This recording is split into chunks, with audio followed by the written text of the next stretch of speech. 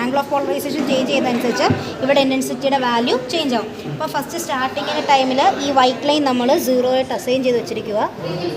ഇത് മൂവ് ചെയ്യുമ്പോൾ കണ്ടു ഒരു വൈറ്റ് മാർക്ക് അങ്ങോട്ടും ഇങ്ങോട്ടും നീങ്ങുന്നതാണ്. അത് അല്ലല്ല ഇത് അത് തന്നെ. ആ വൈറ്റ് മാർക്ക് ആദ്യം നമ്മൾ 0 അസൈൻ ചെയ്ത് വെച്ചു.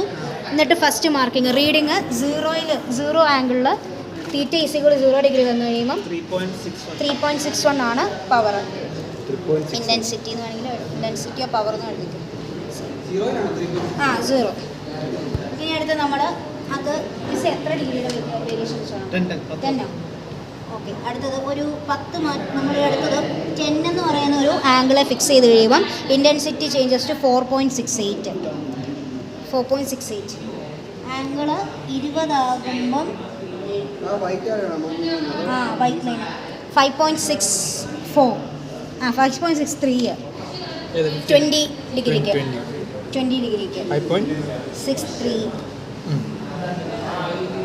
അടുത്തത്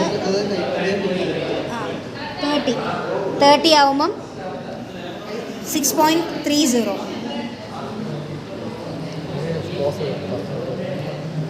അടുത്തത് 40.